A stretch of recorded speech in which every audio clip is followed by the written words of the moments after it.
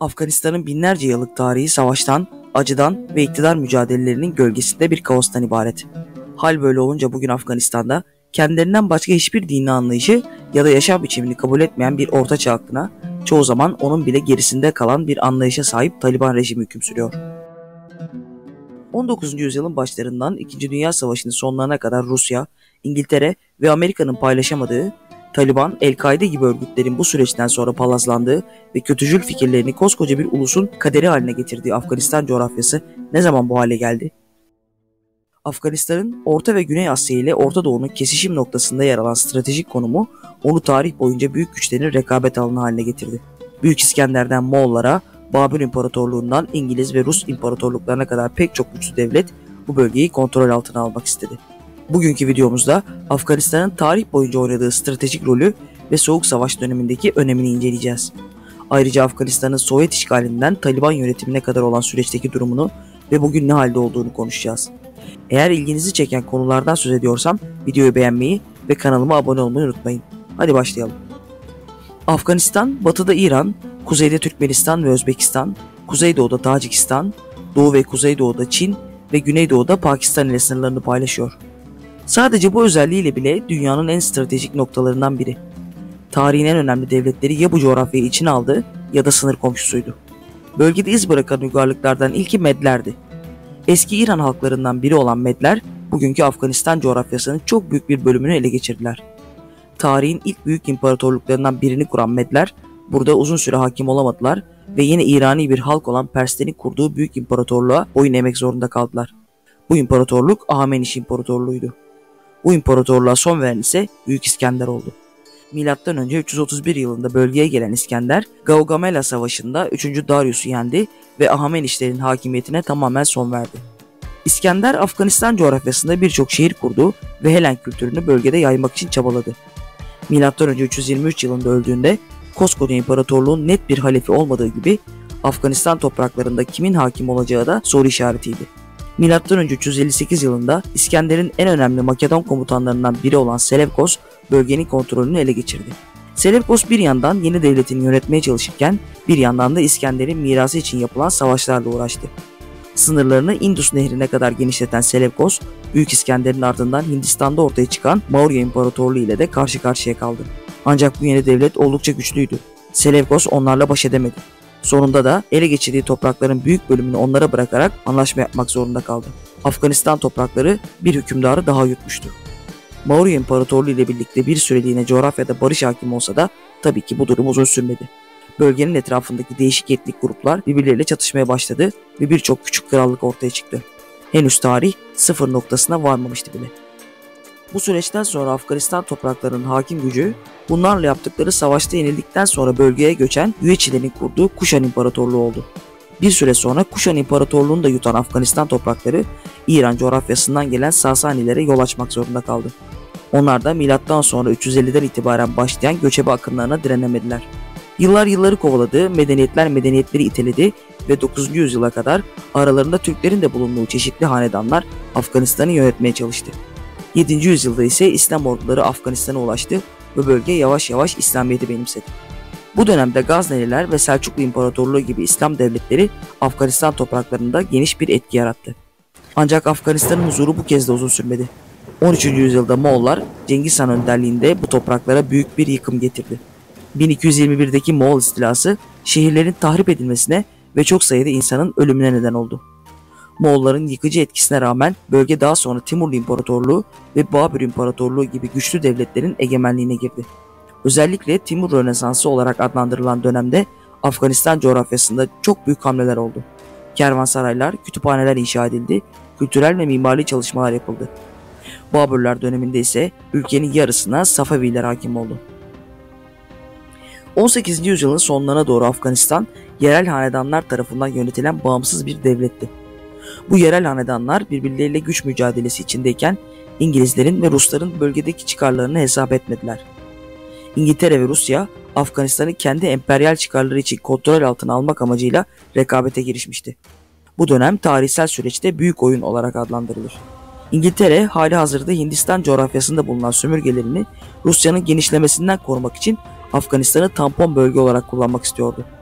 Rusya ise sıcak denizlere inme stratejisi doğrultusunda Afganistan'a hakim olmayı amaçlıyordu. İngiltere 1839 yılında Afganistan'a ilk işgalini gerçekleştirdi. 1839-1842 yılları arasında Britanya İmparatorluğu ile Afgan Emirliği arasında gerçekleştirilen ve 1. İngiliz-Afgan Savaşı olarak adlandırılan savaşta İngilizler büyük bir hezimete uğradı ve geri çekilmek zorunda kaldılar. 1878 yılında İngiltere, Afganistan'ı ikinci kez işgal girişiminde bulundu. Kısa süreliğine kontrol sağladı ancak bu da İngilizler adına uzun vadeli bir başarı getirmedi. 3. İngiliz-Afgan Savaşı sonunda ise 8 Ağustos 1919'da Rawalpindi Anlaşması imzalandı ve Afganistan Emiri Emanullah Han'ın önderliğinde Afganistan bağımsızlığını kazandı. 20. yüzyılın başları Emanullah Han'ın önderliğinde modernleşme ve bağımsızlık çabalarıyla geçti. Emanullah Han, Mustafa Kemal Atatürk'e büyük bir hayranlık duyuyordu. Cumhuriyet devrimlerine öykünerek batılı tarzda reformlar yaptı ve ülkesini modernize etmeye çalıştı. Ancak bu reformlar muhafazakar kesimden kabul görmediği gibi tepkilerine de yol açtı. 1929'da Emanullah Han bir isyan sonucu tahttan indirildi ve yerine daha geleneksel bir lider olan Nadir Şah geçti. 1979 yılına gelindiğinde Sovyetler Birliği Afganistan'a müdahale ederek hükümetin kontrolünü tamamen ele geçirdi. Sovyet işgali Afgan halkının büyük direnişiyle karşılaştı. Mücahit olarak bilinen direnişçiler Amerika Birleşik Devletleri ve diğer batılı ülkelerin desteğiyle Sovyetlere karşı uzun ve yıpratıcı bir savaş yürüttüler. Bu süreçte Amerika mücahitlere silah sağlıyor, Suudi Arabistan ve Pakistan ise istihbarat ve lojistik konularında destek oluyordu. Bu destek Afgan direnişinin güçlenmesine ve Sovyetler Birliği'nin büyük kayıplar vermesine yol açtı. Amerika Birleşik Devletleri bu dönemde Stinger füzeleri gibi gelişmiş silah sistemleriyle mücahitleri güçlendirerek Sovyet ordusuna karşı önemli bir avantaj sağladı. Afganistan, Sovyet rejimi için dibini bir türlü bulamadıkları karanlık bir kuyu gibiydi. Gün geçtikçe daha derine saplanıyorlardı. 1980'lerin sonunda Sovyetler Birliği iç ve dış politikada ciddi zorluklarla karşı karşıya kaldı. Afganistan'daki savaş ekonomilerine büyük bir yük getirmişti. 1988'de Cenevre Anlaşması imzalandı ve Sovyetler Birliği 1989 yılında Afganistan'dan tamamen çekildi. Sovyetlerin çekilmesi Soğuk Savaş'ın sona ermesine ve Sovyetler Birliği'nin dağılmasına da zemin hazırladı. Üstelik yaklaşık 15.000 kadar Rus askeri Afganistan'da yaşamını yitirmişti. Sovyetlerin çekilmesinden sonra Afganistan iç savaşı pençesine düştü. Mücahit gruplar arasında iktidar mücadelesi başladı ve ülke büyük bir kaosa sürüklendi. Tamam, Sovyetleri ülkelerinden çıkarmayı başarmışlardı. Lakin şimdi ülkeyi kim yönetecekti? İşte bu konuda fikir birliği sağlanamıyordu. Bu dönemde zaten güçlü olan mücahitler arasındaki radikal gruplar güç kazandı ve 1994 yılında Pakistan'ın da desteğiyle Taliban ortaya çıktı. Taliban, ülkedeki kaos ve iç savaş ortamında düzeni sağlama vaadiyle kısa sürede geniş bir destek kazandı. Özellikle Peştun bölgelerinde hızla yayılan Taliban, 1996 yılında Kabil'i ele geçirerek Afganistan İslam Emirliği'ni kurdu. Taliban tekfirciydi. Yani kendi İslam anlayışından başka hiçbir Müslümana saygı duymuyor ve kendi anlayışlarının dışındaki tüm Müslümanları kafir ilan ediyorlardı. Şeriat kurallarını katı bir şekilde uygulamaya başladılar. Tüm hak ve özgürlükleri ortadan kaldırdılar. Kadın hakları, eğitim ve basın özgürlüğü gibi konularda çok katı kurallar getirdiler. Taliban rejimi uluslararası toplum tarafından büyük ölçüde tanınmadı ve sadece birkaç ülke tarafından diplomatik olarak kabul edildi. 11 Eylül 2001 tarihine gelindiğinde dünyanın bir kısmı için artık hiçbir şey eskisi gibi olmayacaktı.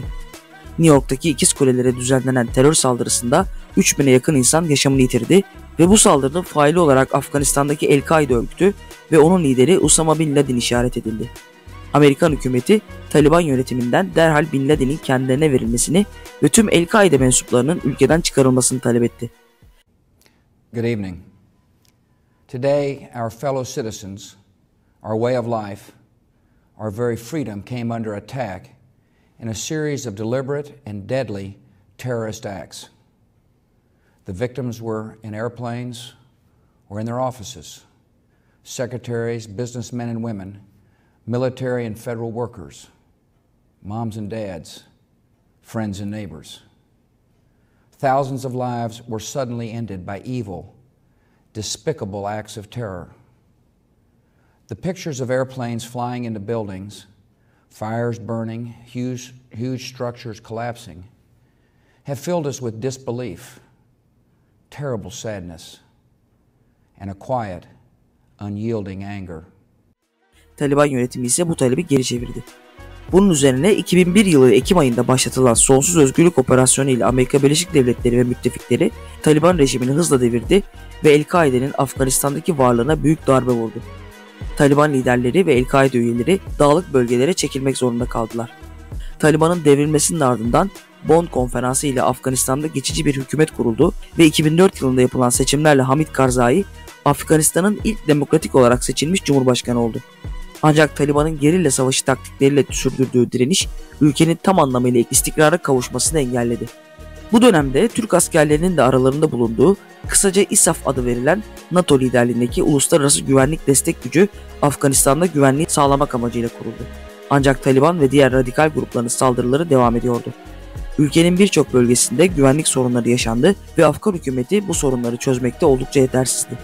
Hal böyle olunca ülke bir istikrara kavuşamadı ve yeniden yapılandırılamadı. Afgan halkı ise derin bir yoksullukla mücadele ediyor, kalıcı bir çözüm sağlanamıyordu. 2020 yılında Amerika Birleşik Devletleri ve Taliban arasında imzalanan Doha Anlaşması, Amerika Birleşik Devletleri'nin Afganistan'dan çekilmesini öngörüyordu. Bu anlaşmanın ardından Amerika ve NATO güçleri 2021 yılında Afganistan'dan tamamen çekildi. Amerika'nın çekilmesi, Afgan hükümetinin Taliban karşısında tamamen savunmasız kalmasına neden oldu. Unutulması güç insanlık dramları yaşandı. Ardından Taliban en hızlı şekilde ülkenin kontrolünü ele geçirdi. Afganistan, yıllar sonra yeniden Taliban'ın tekfirci anlayışına teslim olmak zorundaydı. 2024 Haziran ayı itibarıyla da durum böyle devam ediyor. Şeriatı arzulayan kim insanların hayallerindeki bir ütopyayı temsil eden Afganistan, yüzyıllardır süren savaşlara rağmen barış ve istikrar için mücadele eden insanların da memleketi. Özellikle genç nesiller eğitim ve sosyal reformlar yoluyla ülkenin geleceğini şekillendirmeye çalışıyorlar. Kadın hakları aktivistleri, gazeteciler ve sivil toplum örgütleri tüm baskılara rağmen Afganistan'ın daha iyi bir geleceğe sahip olması için çaba gösteriyor. Coğrafyası gibi hırçın ve inatçı insanlar ülkelerinin geleceği için umut beslemekten vazgeçmiyor. Eğer videomuzu beğendiyseniz lütfen beğen tuşuna basmayı ve kanalımıza abone olmayı unutmayın. Yeni videolar için bildirim zilini açarsanız hiçbirini kaçırmazsınız. Yorumlarda düşüncelerinizi ve sorularınızı da paylaşabilirsiniz. Bir sonraki videoda görüşmek üzere. Hoşça kalın.